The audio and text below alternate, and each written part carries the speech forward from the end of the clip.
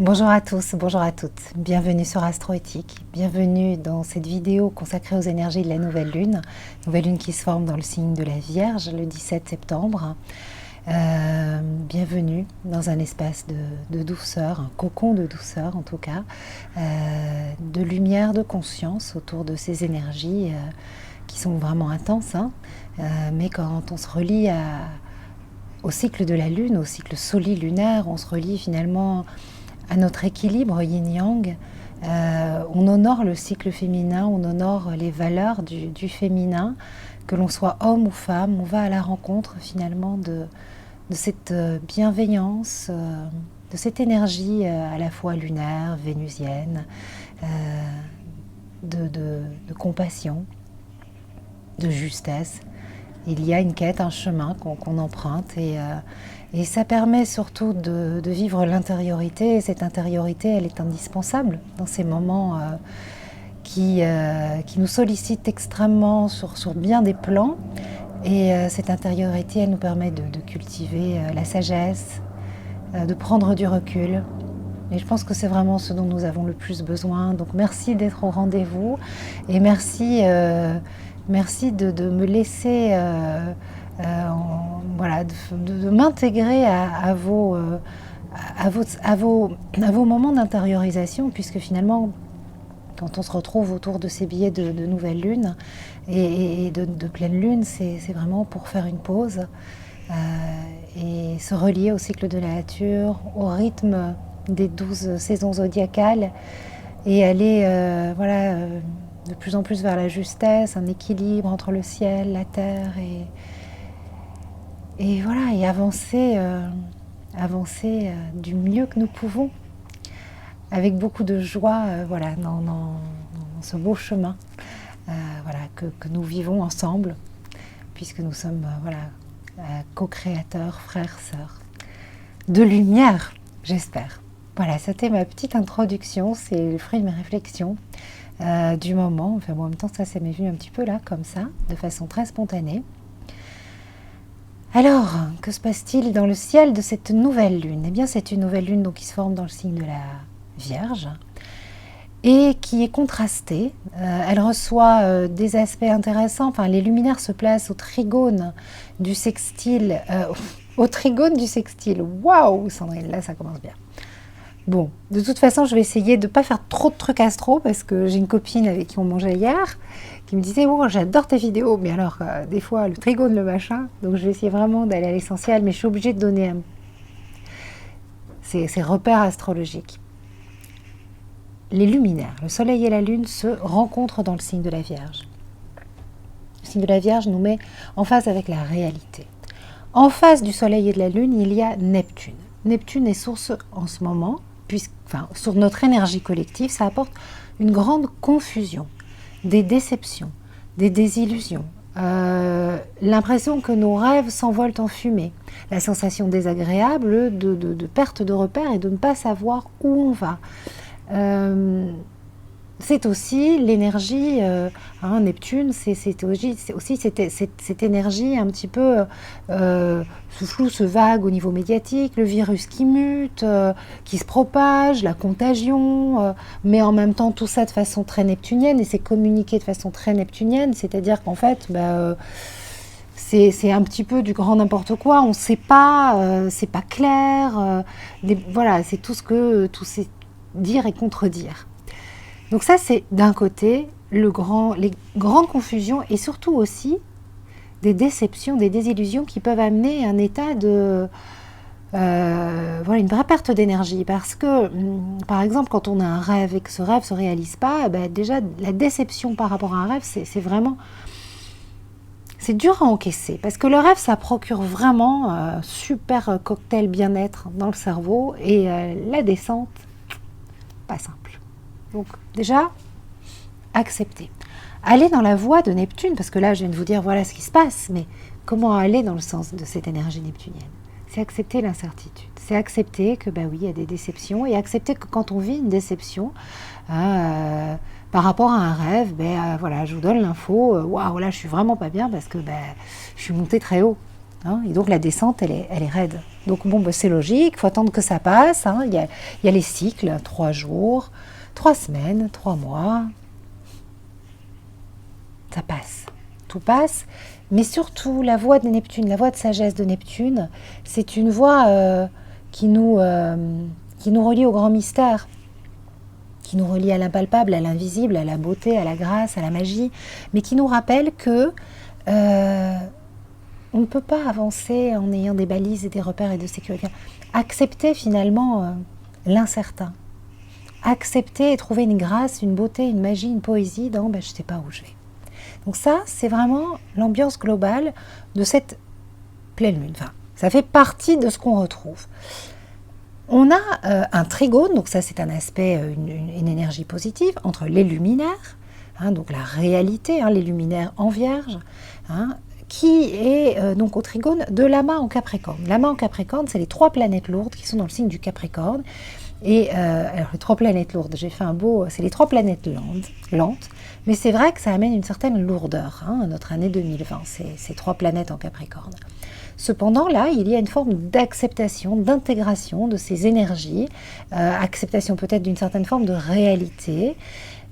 Qu'est-ce qu'elles viennent nous dire, ces 3 planètes? Quel est leur principal message, finalement, en 2020?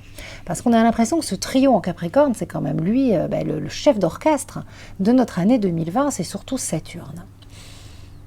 Si on revient sur l'énergie de l'année 2020, 2 plus 2 égale 4, l'énergie du 4, c'est la matière, c'est l'empereur, c'est la lame de l'empereur. Donc l'empereur, c'est une figure d'autorité, c'est l'énergie de Saturne dans le Capricorne. Ce trio en Capricorne, c'est vraiment pesant. C'est la lourdeur ambiante et c'est finalement tout ce qui nous coince encore dans la matière. Quand on va basculer en 2021, on va basculer dans des énergies vraiment différentes. Je reviendrai dessus. Mais en tout cas, là, aujourd'hui, il y a une forme d'acceptation, de sagesse. On va dire que dans ce chaos ambiant, dans ces restrictions aussi qui sont là et où on sent il y a une grogne, il y a Mars qui est rétrograde, Mercure, je vais en parler, cet aspect entre les luminaires et Saturne, déjà, ça tient. En fait, c'est l'aspect qui tient la carte. On se dit, ok, il y a un garde-fou, il y a une sagesse qui est là, il y a des personnes qui œuvrent pour l'apaisement, il y a des décisions sages, intelligentes, qui sont prises malgré tout. Voilà. Les luminaires forment un trigone aussi à Pluton. Alors là, moi, je me suis dit, tiens, qu'est-ce que ça vient nous dire ? Sachant que ces planètes, ce trio était rétrograde et redevient direct parce qu'il va tirer sa révérence au mois de décembre. Et en fait, finalement, Pluton va se retrouver tout seul puisque Saturne et Jupiter vont basculer dans le signe d'à côté. Pluton, c'est quelque chose qui émerge des profondeurs. C'est la beauté qui jaillit. C'est la vie, un appel de la vie qui cherche à se manifester dans une autre dimension. Il y a quelque chose qui est en train de se mettre en place. Voilà. C'est une source d'espoir. Mais il est vrai que c'est une planète lente. Donc cette beauté à laquelle nous aspirons, je pense toutes et tous, vous qui m'écoutez, ce nouveau monde plus fraternel, plus solidaire, est-ce qu'il va pouvoir se mettre en place? Ce chaos, finalement, il permet certainement cela. En tout cas, c'est ce que je crois, c'est ce que j'espère, c'est ce que je souhaite. C'est ce pourquoi j'œuvre aussi, je pense, à ma petite mesure. Et donc finalement, il y a quelque chose qui est là, qui se met en place au fond de nos cœurs, au plus profond de notre être. C'est cet appel de notre âme qui nous dit, mais surtout, n'oublie pas de vivre tes rêves. Surtout, rappelle-toi de ce qui est essentiel. Et j'avais une merveilleuse discussion hier soir avec Kaki, Coucou ma belle, j'avais promis que je te citerais, je citerais ma source d'inspiration. Et en fait, voilà, la réponse, le message pour moi, c'est n'oublie pas bien sûr voilà, de rejoindre tes rêves, parce que sinon tu vas trahir ton âme et ton cœur. Mais vous savez, quand on arrive, quand on rejoint la source, quand notre temps de vie sur Terre s'achève, la question qui nous est posée, c'est comment as-tu aimé et qu'auras-tu donné? Comment as-tu aimé et qu'auras-tu donné? Moi, ça me fait des frissons. Et en fait, mais c'est ça qu'il faut. Voilà, on est des machines à penser, des machines à questions, à essayer de donner du sens à notre existence, à se faire des nœuds au cerveau, alors qu'en fait, on nous demande de percevoir, de vivre, de ressentir. Comment as-tu aimé? Qu'auras-tu donné? C'est tellement plus important, parce que si on se branche sur cette vibration-là et sur ces questions-là, qui ne sont pas des questions on va chercher un mode d'emploi, qui sont juste des questions, on va réfléchir, mais comment je manifeste l'amour dans mon travail, au quotidien, avec mes enfants, mes amis? Si on manifeste l'amour, on donne et là, on crée des égrégores de lumière. Et donc oui, en ce moment, il y a des forces d'ombre qui sont puissantes, mais nourrissons les forces de lumière, nourrissons ces forces d'amour, nourrissons ces égrégores d'amour puissants. Donc, on peut jouer à se faire peur, on peut être dans des scénarios catastrophes. Et c'est vrai que moi, la première, quand je regarde le ciel, je me dis « Waouh !» Là, c'est du costaud quand même ce qui nous attend. Hein. Cet automne, c'est du lourd. Et puis alors 2021, je vous assure, j'ai travaillé toute la semaine pour préparer les énergies de 2021, que je vous prépare dans un audio, que je vais mettre dans le Moon Journal. Ah ouais, j'étais en mode scénario catastrophe à gogo et je me suis fait peur, mais je sais que c'est mauvais pour ma santé, ça altère, c'est la vision du pire. Donc voilà, et puis tout d'un coup, ce petit Pluton est apparu, m'a fait partir et il était là, n'oublie pas, voilà, ne trahis pas ton âme, et puis une belle discussion et voilà, ces deux questions que je vous partage et vous pouvez remercier la jolie Kaki, Catherine en fait, voilà. Alors, qu'est-ce qu'on a d'autre dans le climat? Donc je vous dis, j'expose le climat, on peut jouer à se faire peur, ou on se dit bon allez ok, comment on va aimer, comment on va manifester l'amour en allant dans le sens de l'énergie la plus positive, de la vibration la plus élevée des planètes. Donc on a en plus, bon, il y a quand même un truc qui tient en ce moment, c'est Saturne, hein, donc ça va, il y a des garde-fous. Ne paniquons pas trop, ne paniquons pas, ça ne sert à rien. De toute façon, imaginez le pire, ça ne sert à rien. Le pire ne peut que nous surprendre et la vie ne peut que nous surprendre. Et c'est aussi le message, voilà, parlant de surprendre, c'est Uranus. Uranus, monsieur, alias monsieur imprévu, la planète des imprévus, des surprises, elle forme un aspect avec un sesqui carré avec le duo Soleil-Lune, avec cette lunaison. Et donc ça, c'est les effets d'annonce. C'est ah bah tiens, oh bah ça, il ne manquait plus que ça, tu vois, ça c'est nouveau, c'est original. Voilà, c'est les effets d'annonce. Dans cette grande confusion, il y a des effets d'annonce. C'est un coup oui, un coup non, revirement, surprise. Mauvaise nouvelle, ah bah tiens, ça c'est plutôt une bonne nouvelle. Vous voyez, c'est l'énergie d'Uranus en ce moment, elle n'est pas fluide. Parce que on fait du mieux qu'on peut pour s'adapter. Alors comment nous, on va aller essayer de la vivre de façon joyeuse? On va mettre de l'humour, voilà, c'est Uranus. Uranus, c'est la vie, c'est pas des droits, c'est pas des lignes droites. Donc, ok, allez, on est au spectacle, là. On est au spectacle, que le spectacle commence, hein. Vraiment, hein.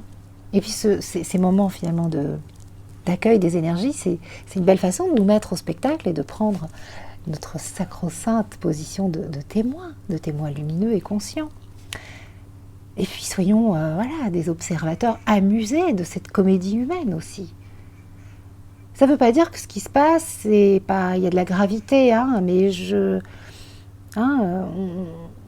l'humour, c'est quand même quelque chose qui apporte une légèreté et qui permet de dédramatiser. Et c'est bon pour la santé, ça fait du bien au cerveau, ça fait du bien aux neurones, hein, parce que la gravité en permanence, c'est lourd, quoi. Hein. Et puis on peut jouer à se faire peur, encore une fois. Hein. Alors, je vous en ai parlé dans la dernière vidéo, ça y est, c'est fait, Mars est rétrograde. Mars est rétrograde au carré du sacro-saint trio en Capricorne, ou de la lourdeur. Mars, c'est l'envie d'avancer, eh ben non, ça marche pas. C'est l'envie de rattraper le temps perdu, eh ben non, parce qu'en fait, il n'y a pas de temps perdu à rattraper, on n'a pas perdu notre temps pendant le confinement, enfin, pour ceux et celles qui pensent avoir perdu leur temps. Je pense pas que ça soit votre cas, mais voilà. Voilà, Mars, il veut foncer en bélier, et puis tout d'un coup, bah non, rassemble-toi, prends du recul, et on est frappé d'immobilisme. On ne peut plus bouger. Alors, c'est les circonstances extérieures qui annoncent ça, parce qu'en plus, on a Mercure qui arrive, Mercure qui est le maître de cette lunaison. Mercure, pourquoi c'est le maître de cette lunaison? Puisque c'est Mercure qui dirige le signe de la Vierge.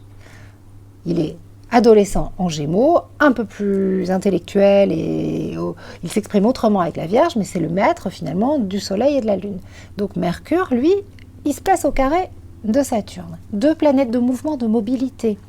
Mars, je bouge, j'avance, j'y vais, je fonce. Mercure, mobilité aussi, apprentissage, jeunesse. Eh ben non. Restrictions administratives, blocage, grève, il y a un préavis de grève, des reconfinements peut-être locaux, des écoles qui ferment. Tout ça avec un jour oui, un jour non. Et cette grogne qui est là, et puis on se dit ça va exploser, et bon non, pas tout de suite, ça explose pas, enfin ça explose, mais ça explose pas comme on pense que ça devrait exploser, parce qu'on appuie à la fois sur le frein et l'accélérateur, et en fait ça cale. Voilà, c'est ça en ce moment qui se passe. Alors Mercure, ça représente les apprentissages, ça représente les étudiants, la vie scolaire, donc oui, ça fait vraiment penser à des classes qui ferment. Et puis ce Mercure, du fait de sa rétrogradation qui va se passer, qui arrive là cet automne, en fait, il va être longtemps dissonant à Saturne. Et on va retrouver sa dissonance à Saturne plus d'une fois. Donc c'est vrai que là, le préavis de grève, ça augure rien d'extraordinaire. On se dit, bon, alors le mois d'octobre et le mois de novembre, on va être encore beaucoup confinés de fait, quelque part, en fait. Enfin, voilà. Il y a des blocages dans l'air. Ou on râle, ou on l'accepte. Hein. Il n'y a pas 3 milliards de solutions. Hein. Et voilà, je pense que je vous ai donné des infos. Oui, alors si. Vénus, la déesse Vénus, qui nous parle de nos plaisirs, qui est l'agente de nos désirs, elle est en Lion et elle est carré Uranus. Donc c'est plein de choses, hein. C'est d'abord par rapport à nos plaisirs, il y a des désagréments, ça se passe pas comme on a envie, voilà, c'est des contrariétés. Financièrement aussi, hein, Vénus c'est en lien avec l'argent, avec l'argent que l'on gagne, enfin nos plaisirs, donc vraiment... il y a le vital et il y a le confort. Et donc, c'est vrai que voilà, Vénus, elle est plus sur l'argent confort. Et là, c'est une déplaisance qui se passe en ce moment, pour beaucoup de personnes. Et voilà, on craint aussi vraiment pour le futur. Donc, il y a beaucoup de confusion entre... ce qui est de l'ordre du vital et ce qui est de l'ordre du confort, parce que c'est pas clair encore pour plein de gens. Pour nous, je m'inclus dedans, dans notre merveilleuse société de consommation.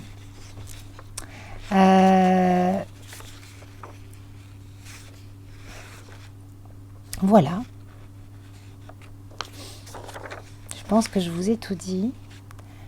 Je vous ai préparé une newsletter de toute façon, hein, que je vais vous envoyer. Il y aura un article sur mon site, hein, puisque je mets maintenant les articles sur mon site et sur les réseaux sociaux.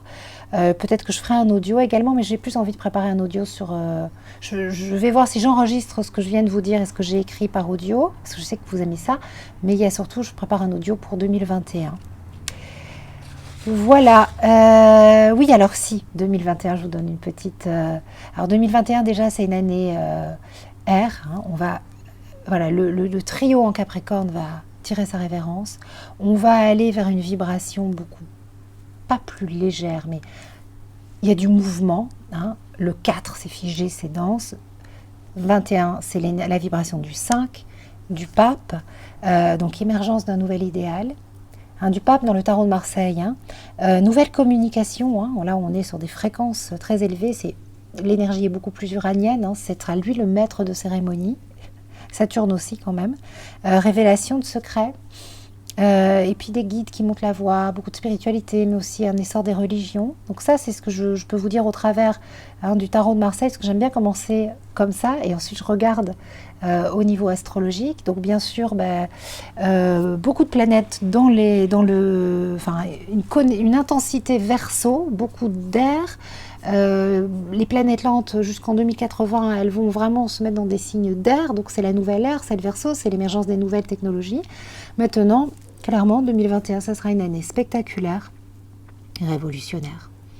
Donc que le show commence. Voilà. Mais j'y reviendrai. Mais oui, révolutionnaire, donc ça peut être des révolutions passionnantes, comme des révolutions moins... Voilà, enfin... oui, la révolution, insurrection, des choses pas drôles, ça c'est sûr. On y reviendra, j'ai encore besoin de mûrir les choses pour vous faire passer le message de la façon la plus douce, lumineuse et consciente. C'est important pour moi et je pense que voilà, on a vraiment besoin de cette sagesse et de cette douceur. Alors, au niveau de ce que je vous propose sur Astroéthique, des offres du moment, il y a le retour de l'offre avec le joli calendrier de Vanessa Campras, hein, qui est la directrice artistique de mes beaux projets. Donc ça, c'est ceux de l'année dernière. Je vous mets là maintenant le visuel de ceux que vous allez recevoir à partir de mi-novembre. Hein. Donc vous avez toujours une offre duo Moon Journal plus Little Moon Journal qui est passée à 28 €. Elle était à 25 pendant tout l'été, là elle est à 28 €. Et puis une fois que, voilà, ça c'est quand on est en précommande, une fois que ça part direct, on est au tarif normal. Donc si vous souhaitez encore précommander cette offre, n'hésitez pas. Vous avez jusqu'à tout le mois d'octobre encore. Et après, Sylviane va faire les envois, ma sœur Sylviane. Et vous avez ce très joli calendrier. Voilà, moi je suis fan, hein, j'adore, je trouve ça magnifique. C'est beau, ça nous reconnecte. À chaque fois que je pose, voilà, à chaque fois que je le regarde, je me dis, ah, super. Ça me rappelle ce cycle, ça me rappelle d'honorer la dimension féminine de mon être. Bien sûr, je néglige pas ma part masculine, mais ça me rappelle d'honorer ce cycle, hein, parce que clairement, pour moi, la Lune, c'est notre mère à toutes. Mais la Lune, elle n'existe pas. Enfin, c'est le cycle solilunaire. Donc, c'est le Soleil et la Lune. Un petit avion qui passe. Hein. Ça n'a pas de sens de parler que de la Lune, hein, puisque la Lune, c'est le reflet du Soleil. Et finalement, le cycle de la Lune, c'est le cycle solilunaire. Voilà. Et bien écoutez, rendez-vous sur Astroéthique pour continuer de partager des jolies choses. Bientôt, donc en audio, le point sur l'année 2021. Je vous souhaite une douce lunaison et vraiment restez reliés à votre... faites des pauses régulières, intériorisez-vous, respirez et comment manifestez-vous, comment manifestons-nous l'amour le plus souvent possible? Que ferait-il à notre place si l'amour était une personne dans cette situation précise, là, maintenant? Là, qu'est-ce qu'il ferait l'amour? Qu'est-ce qu'il ferait? Il te prendrait dans les bras, il te dirait t'inquiète, ça va aller. Il dirait fais-toi du bien. Non, t'es pas égoïste, non, enfin, vous voyez. Il dirait plein de choses en fait, l'amour. Comment as-tu aimé et qu'auras-tu donné?